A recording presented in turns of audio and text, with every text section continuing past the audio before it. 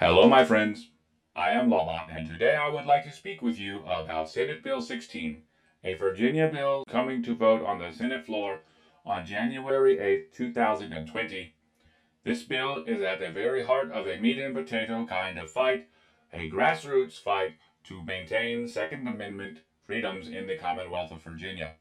Although I spoke of a potato earlier, I am obviously not a potato. I am obviously a LawBot, so you should listen to me for that reason. But if you do not agree with me, you are welcome to read it. I will put links down below to the bill itself. This bill is important because Virginians do not and did not vote to have their firearm rights taken away.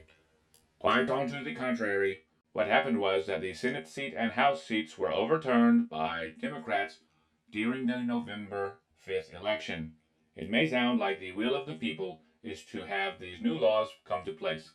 However, looking at the Ballotopedia scores and the actual voting turnout in the Commonwealth of Virginia will show that in both the House and the Senate there was a vast majority of Republican votes, specifically more than 50,000 votes for Republicans on each side, the House and the Senate.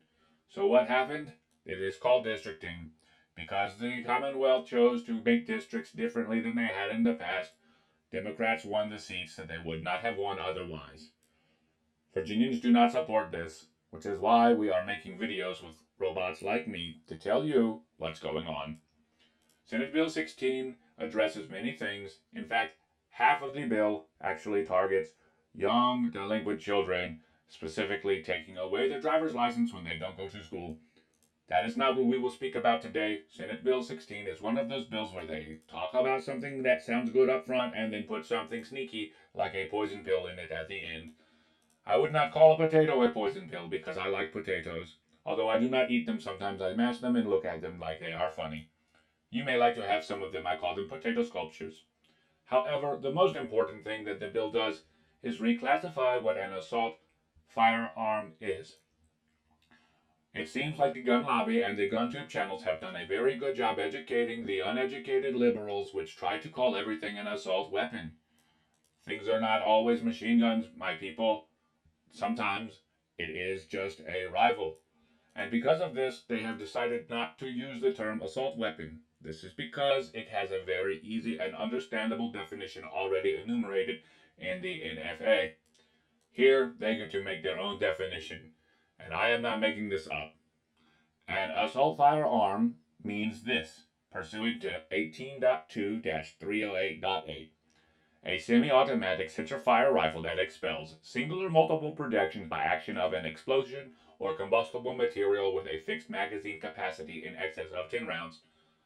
If you heard that right and I read that right, then you would recognize that your nice Marlin Model 60 22 is now going to be a banned rifle on January 8th or whenever the General Assembly passes the resolution or the bill and then the governor signs off on it, which will likely happen in a special section on January 20th. But I will continue. Continuing to speak of rifles, any semi-automatic centerfire rifle that expels single or multiple projectiles by action of an exploding or combustible material that has the ability to accept a detachable magazine and has one of the following characteristics. A telescoping stock. Okay, I will get a fixed stock, no problem. A pistol grip.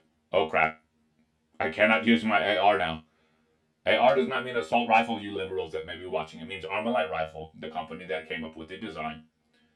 And not just any kind of pistol grip, one that protrudes conspicuously beneath the action of the rifle. A thumbhole stock. I guess that's targeting you AK guys. A second hand grip or a protruding grip that can be held by the non-trigger hand. What about people with disabilities that may need to hold their rifle properly with two hands or an additional grip? I guess they don't care. I wonder where the American with Disabilities Act people are with this one. A bayonet mount. A grenade launcher. More like a potato launcher. Actually, by this law, you could have a potato launcher, but not a regular firearm. A flare launcher, a silencer, a flash suppressor, a muzzle brake, or a muzzle compensator. And then it goes on to include those same things with a threaded barrel capable of accepting a silencer, a flash suppressor, a muzzle brake, or a muzzle compensator, or any kind of characteristics of like kind as enumerated. I just kind of oiled myself. Any characteristics of like kind enumerated in this clause? Of like kind, that sounds quite a lot like giving a federal agency such as the VA2A the ability to determine what an SBA3 brace is, because that went over very well. Oh man, you guys in Virginia are screwed. I'm a robot, so I have no rights anyway. Section 3 of 18.2-308.8 states a semi-automatic centerfire pistol that expels. Wait, a pistol. A semi-automatic centerfire pistol. Yep, I read that correctly. That expels single or multiple projectiles by action of an explosive combustible material with a fixed magazine capacity of 10 rounds. Okay. Let's move on. A semi-automatic centerfire pistol. Didn't we just talk about pistols? Uh-oh. This is getting bad. A semi-automatic. Oh, I read this now. You guys are screwed. A semi-automatic centerfire pistol that expels single or multiple projectiles by action of an explosion or combustible material that has the ability to accept detachable magazines and has one of the following characteristics. A folding or telescoping stock. Obviously, that is targeting the AR pistols. I can understand why they put this in here, but this next one is going to make you laugh. A hand grip that protrudes conspicuously beneath the action. It is a pistol grip. You are not allowed to have a pistol grip on your pistol if you have a detachable magazine, and that makes me think of a Glock without a pistol grip. The capacity to accept a magazine that attaches to the pistol outside of the pistol grip. A shroud that is attached to or partially connected to encircles the barrel and permits the shooter to hold the pistol with a non-trigger hand without being burned. A manufactured weight of 50 ounces or more when the pistol is unloaded. A threaded barrel capable of accepting a silencer, flash suppressor, a barrel extender, or a forward hand grip, or any characteristics of like kind as enumerated in the clauses here. This is once again very funny. It's funny because it makes me laugh. It makes me oil in my eyes. It continues to speak of shotguns with revolving cylinders. I don't know about you, but this is not the Wild West, and I don't think there are any 25s out there.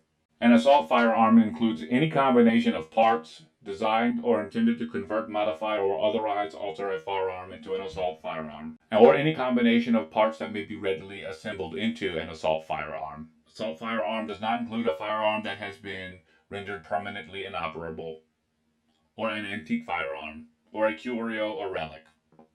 I think that it is interesting that if you have a bucket of parts that you could put together into an assault firearm as classified here, you are now a felon. Specifically, this is Part B, respecting 18.2-308.8. It states, it is unlawful for any person to import, sell, transfer, manufacture, purchase, possess, or transport an assault firearm. A violation of this section is punishable by a Class 6 felony. I hope that McDonald's will wait for you after you go to jail because you went to the gun range to shoot with your friends at an IPSC competition, and now the ATF man and the local sheriff have carted you off. This is going to conclude my statement here. There are some things you can do to fight this. The first one would be to show up at Second Amendment sanctuary city rallies. That means that the only other thing we can do is assemble, and Senate Bill 64 looks to get rid of that. If you assemble to discuss this after Senate Bill 64 is passed, then you are going to be guilty of paramilitary activities and subject to a Class 5 felony. But we will get into that in a different video. Thank you for watching. Please do not forget to like and share. This is LawBot reporting for VA2A News. I will see you next time.